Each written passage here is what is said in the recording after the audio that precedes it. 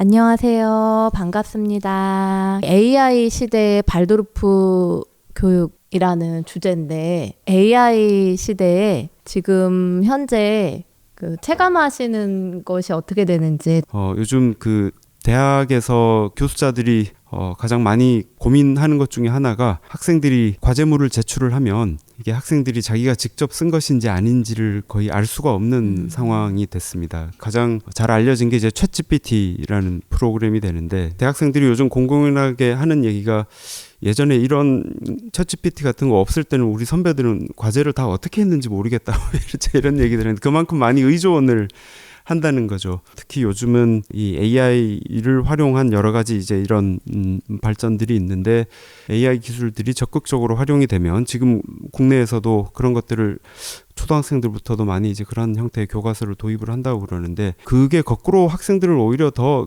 수동적이고 의존적으로 만들지 않을까. 이제 학교에서 있으면서 이제 그런 고민을 항상 좀 많이 하게 되죠. 우리의 교육이 진정으로 학생들을 이렇게 좀 자유롭다라는 건 뭐 생각일 수도 있지만 자기 삶을 그렇게 또 이끌어 나갈 수 있는 능력이기도 하니까 그렇게 우리가 학생들을 잘 길러내고 있나 이런 고민들을 많이 하는 편입니다. 뇌 과학이 요새 많이 이야기가 되고 있는데 학생들한테 어떤 과제를 이제 준 거예요. 아주 작은 모듈을 이제 구분하는 과제를 준 거예요. 한 60가지 정도. 그 한 그룹은 이제 A 그룹은 그냥 그것을 사진으로 보고 그냥 보기만 하고 그다음에 B 그룹은 그 모듈을 직접 만져보고 움직여보고 했을 때 나중에 기억하는 능력이 그걸 직접 손으로 만져봤을 때 훨씬 더 상승한다는 그런 연구 결과가 있다고 해요. 손으로 얼마나 만질 수 있는지, 얼마나 사용할 수 있는지 그런 것들을 통해서 아이들이 이제 기억이라든지 사고력 이런 것들이 이제 생겨나게 된다는 글을 읽었을 때 발도르프 교육에서 정말 많이 이것을 실천하고 있지 않나 이런 생각을 좀 해봤습니다. 그게 이제 특히 초, 중등 정도 나이대에 있는 아이들 교육에서는 정말로 중요한 것 같고요. 몸으로 깨닫는 것과 그렇지 않고 그냥 외부에서 주입되는 것들이 이제 얼마만큼 남아있을 거냐 그리고 자기 삶을 바꿀 수 있을 거냐 발도르프에서 많이 강조하시는 거지만 사실 우리가 아이들을 가르치면서도 어른에게 필요한 역량을 어른에게 필요한 형태로 자꾸 이렇게 주입하려고 하는 그런 경향이 학교 교육에 많이 있는 것 같습니다. 아름다움에 대해서 이제 알아가는 것, 이제 그걸 통해서 내가 어떤 것을 좋아하고 어떤 것에 이끌리는 사람이고 이런 것들이 다 나중에 어른이 됐을 때 자기 삶을 이렇게 풍요롭게 만들어주는 그런 요소들인데 우리 지금 교육은 초등, 중등, 고등 할 거 없이 다 뭐라고 그럴까요? 주어진 문제가 있으면 그 문제를 해결하고 답을 찾아 나가고 여기에 너무 몰두하고 있는 것 같고 그런 면에서 조금 좁은 의미의 지적인 역량이 탁월한 사람들만을 위한 교육이 아닌가 이런 생각도 좀 많이 하게 되고 그 이외의 다른 것들을 좀 많이 놓치고 있는 것 같아서 특히나 대학에서는 어떤가요? 대학에서는 더 심하죠. 사실은 한국에서 대학을 가기 위한 과정도 그렇지만 대학이라는 것도 상당히 좁게 자기 이제 직업을 선택하는 데 필요한 기술이나 능력을 키운다든지 이런 것들이 대학 교육의 또 가장 중요한 이제 과제처럼 되어 있고 요즘 기술이나 미디어 관련된 교육도 너무 이제 그 방향으로만 가는 것 같아서 좀 걱정스럽기도 합니다. 그러니까 AI와 관련된 문해력이라고 그러죠. 이제 리터러시 문해력을 키우고 이런 것들도 중요하지만 사실 더 중요한 거는 그런 기술을 스스로 필요한 만큼 필요한 방향으로 알고 쓸 수 있는 판단력 같은 것들이 굉장히 중요한 것 같은데 그런 부분들은 또 좀 소홀한 것 같고 그런 생각이 많이 듭니다. 어떻게 보면 굉장히 일방적인 방식으로 이제 아이들이 학습을 받아들이고 있는데 이럴 때 아이들이 바깥에 있는 것을 나와 연결시키지 못할 때 하나는 알지만 그 다음으로 확장할 수 없는 판단할 수 없고 그 다음으로 발전할 수 없는 것이 아닌가 이런 생각이 들어요. 그래서 아이들이 정말 많은 부분 자기 내적으로 성장을 할 때 의지도 많이 발현이 되고 그리고 발전이 일어나는데 사실 이제 뭐 미디어에서 말하는 교육들이 이미 다 짜여져 있고 정답이 있고 그리고 그것을 그냥 내가 시각적으로만 어떤 기호로서 받아들이는 것 눈이 굉장히 필요해서 아이들이 요새 안경을 낀 아이들이 굉장히 많고 바깥에 있는 것을 받아들일 때 사실은 눈뿐만 아니고 귀나 다른 감각으로서 사람으로서 이렇게 같이 이제 발달이 돼야 되는데 너무 하나의 감각에 너무 치중돼 있어서 다른 감각이 잘 발달할 수 없게 되는, 오히려 가만히 앉아서 몸을 움직이지 않을 때 아이들은 이제 운동 감각이라든지 어떤 균형 감각을 발달시키는 그런 시간이 이제 많이 줄어들게 되는 현상이 있는 것 같아요. 사실 생각을 해보면 아이들은 그 나이 때에 가장 그 어울리는 활동이나 또 배워야 되는 것들의 종류가 있는 것 같고, 나이가 들어가면서 점점 이제 그런 것들이 확장되어 가고 하는 것 같은데, 선생님 계속 강조를 하시는 것처럼 자기 몸을 잘 사용할 줄 알고, 그거는 이제 그 좁은 의미의 몸이 튼튼하고 건강하다라는 것을 좀 훨씬 넘어서는 의미인 것 같습니다. 자기가 자기 몸하고 친해지고 또 잘 사용할 줄 알고 이러면서 사회적 관계로 좀 더 본격적으로 진입하면서는 사람들 사이의 관계 속에서 이런저런 것들을 경험을 하고 그걸 또 다룰 줄도 알고, 아이들이 항상 자기들끼리 싸우니까 근데 그거를 감정적으로도 다룰 줄 알아야 되고, 문제가 생겼을 때 이제 스스로 풀어 나갈 수 있는 능력 같은 것들도 배워야 될 텐데, 그런 것들은 직접 이런 사람들 사이의 관계가 아니면 도저히 이제 배울 수 없는 성격의 것들이죠. 맞아요. 예, 그리고 또 이제 거기서 또 몸이 더 커가고 머리도 마음도 더 커가면 또 사회적이고 정치적인 것들에 이르기까지 또 배워야 되는 것들이 또 생길 텐데, 그런 면에서 보면 특히나 이제 그 10대 이전의 어린아이들은 감각을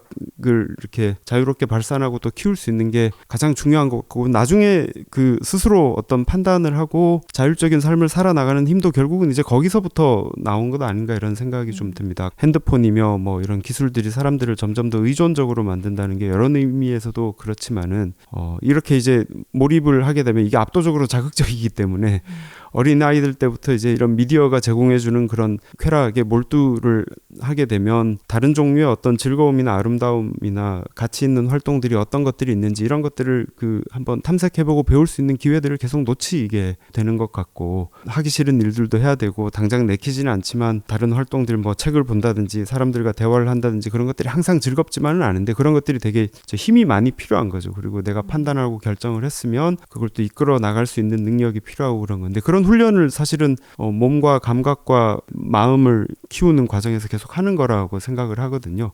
교수님 말씀하신 대로 그 자기 통제적인 어떤 성찰 능력, 자기 조절 능력이 놀이를 통해서 어린 시절 굉장히 많이 발달할 수 있다고 해요. 발도르프에서 사실은 그 나이에 맞는 발달 과정을 이해하고 거기에 맞는 이제 교육을 하고 있거든요. 이제 발도르프에서 특히 강조하고 있는 것이 이제 연령에 맞는 학습 방법인데, 자기 몸을 이제 사용하는 방법을 이제 익혀 나가는 것을 가장 중요하게 생각을 하고 있어요. 그러니까 아이들이 초등학교 저학년 때 이제 어떤 행동을 하냐면 발 구르기를 하는데 이 땅이 꺼지도록 발을 구르거든요.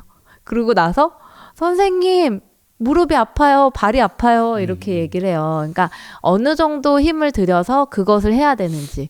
그리고 이제 뜨개질을 하는데 뜨개 바늘을 굉장히 잘 부러뜨리더라고요. 이게 어려우니까 이걸 힘으로 하는 거죠. 그래서 적은 힘으로 굉장히 효율적으로 할 수 있는 능력이 아이들에게 생기는데, 그것을 초등학교 때 여러 단계를 거쳐서 많이 배워요. 아이들이 이렇게 매년 발달해 가고 있지만 모든 교육의 방법은 하나로 통일되어 있어요. 내가 어떤 생각한 아이디어가 있으면 그것을 실행을 해야지 그것이 일어나는데, 사람들은 생각을 가지고는 있지만 그것을 행동하는데 굉장히 많이 시간이 걸리고, 또 행동하는 힘이 생각하는 힘보다는 좀 현대인에게 있어서는 좀 약하죠. 그런 의미에서 이제 발도르프에서는 오히려 반대로 행동을 많이 일으키고 그 행동을 통해서 생각이 나중에 발전한다라고 해요. 그래서 굉장히 많은 교육 과정이 그 몸을 통해서 일어나요. 그 어른들도 많이 느끼지만 나의 습관이나 나의 사고의 패턴이나 이런 것들이 특정 시점이 되면 그런 것들을 그 큰 틀에서 바꾸거나 되돌리거나 하기가 굉장히 어렵죠. 몸의 습관 같은 경우도 이제 그런 텐데, 우리 학생들도 관찰을 해보면 결국은 아주 어렸을 때부터 10대까지의 교육이 정말로 중요하구나, 이런 것들을 저는 이제 대학에 있으면서 오히려 거꾸로 많이 하는 편입니다. 네. 역시 어린 시절의 교육이 중요하다는 말씀이신. 네, 공감합니다. 네, 그런 것 같습니다. 질문이 이제 올라왔는데, 실리콘밸리의 창업자들이 발도르프 출신들이 많다고 하는데 그 이유가 무엇이라고 생각하시나요? 미국에서 발도르프 교육이 굉장히 인기인데 실리콘밸리의 그 발도르프 학교가 그걸로 꽤 유명하더라고요. 실리콘밸리의 그 창업자들 자녀를 발도르프 학교에 보내는 것으로 유명한 것을 알고 있어요. 미디어를 만들어내는 그 개발자들이 자기의 자녀들은 핸드폰이나 미디어를 주지 않고 발도르프 학교에서 수업을 받게 한다라는 것이 참 되게 아이러니한데요. 시스템을 만드는 사람이 있고 그 만들어진 시스템에서 사는 사람들이 있어요. 아이들이 그냥 단순히 미디어로 학습을 하거나 미디어를 통해서 무언가를 배운다라고 했을 때 그냥 소비자의 어떤 영역에 머무르는 거죠. 그것을 받아들이는, 일방적으로 수용하는 그런 수용자의 입장이지만 아이들이 정말 어린 시절에 직접 만져보고 자기가 몸으로 하는 배움을 통해서만 더 많은 사고 발달을 통해서 더 새로운 것들을 직접 만들어낼 수 있지 않을까, 그런 의미에서 그 실리콘밸리에 계신 분들이 발도르프 학교에 아이들을 보내고 있다라고 생각을 해요. 한번 짐작을 해보면 실리콘밸리가 됐건 뭐 어디 다른 쪽이 됐건 간에 저런 측면에서 큰 성취를 이루는 사람들의 어떤 특징 같은 것들을 생각했을 때 첫 번째는 아마 굉장히 창의적인 사람들일 것 같은 생각이 들고, 두 번째는 다른 사람들과의 협업이나 그 협동 능력이 굉장히 뛰어난 사람들이 아닐까 생각을 하거든요. 근데 아까 말씀드렸던 것처럼 한국의 고등교육의 아쉬움이라는 측면에서도 말씀을 드렸지만 주어진 지식을 이제 습득을 하고 이런 정도의 교육을 가지고 사실 할 수 없는 일들인 건데 창의성이라는 거는 그건 일종의 마음의 습관 같은 거라고 생각을 하는데, 아무것도 없는 데서 갑자기 튀어나오는 게 아니라 남들이 보지 못하는 그 연결 지점을 찾아내고 거기서 의미를 만들어낼 수 있고 한 것이 이제 그 창의성이 아닌가. 그런 면에서 새로운 생각을 할 수 있고 또 다른 사람들과 함께 뭔가를 이제 일을 추진을 해 나가고 또 사람들 사이에서 생기는 어려움들을 이제 풀어 나갈 수 있고 하는 능력은 이른바 이제 전인적인 교육이겠죠. 그러니까 좁은 의미의 지적인 역량뿐만이 아니고 몸에서부터 시작을 해서 아까 저희가 말씀 나눴던 것처럼 인간의 좋은 삶을 구성한다고 볼 수 있는 여러 가지 영역의 것들을 고루고루 발전시키는 교육을 받을 때에만 아마 저런 게 가능하지 않을까, 그런 생각을 좀 한번 해볼 수 있을 것 같습니다. AI를 통해서 좋은 아웃풋을 내려면 어떤 자질이 필요할까요? 이런 질문이 올라왔어요.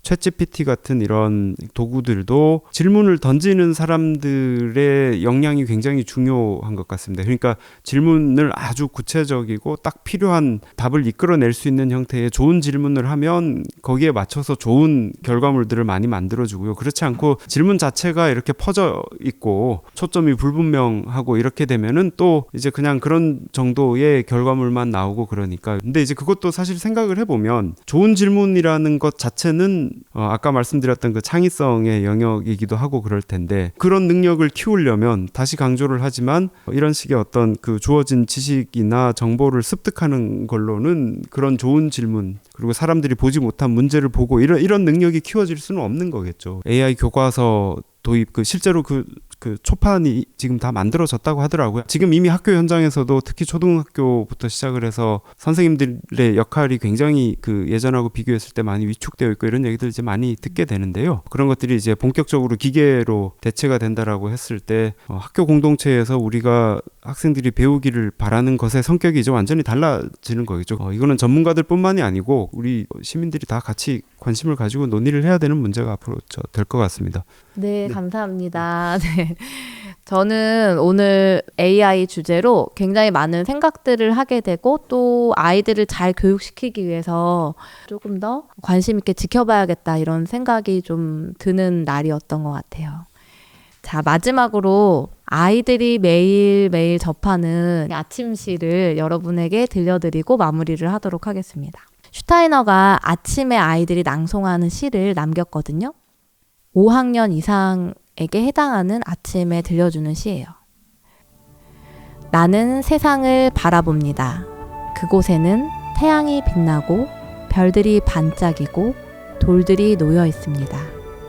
식물들은 생기 있게 자라고 동물들은 느끼며 살아갑니다. 그곳에서 인간은 정신의 집을 짓고 살아갑니다. 나는 내 안에 살고 있는 영혼을 바라봅니다. 신의 정신은 태양과 영혼의 빛 속에 저 멀리 세상 전체 그리고 내 영혼 깊은 곳 안에 함께 살고 있습니다. 신의 정신이여, 나는 당신을 향해 기도합니다. 내가 일하고 배울 수 있고 힘과 축복이 내 안에서 자라기를 바랍니다. 네, 함께 하신 모든 분들 이렇게 경청해 주셔서 너무 감사드리고요. 이것으로 오늘 발도르프 대화를 마치도록 하겠습니다. 감사합니다. 감사합니다.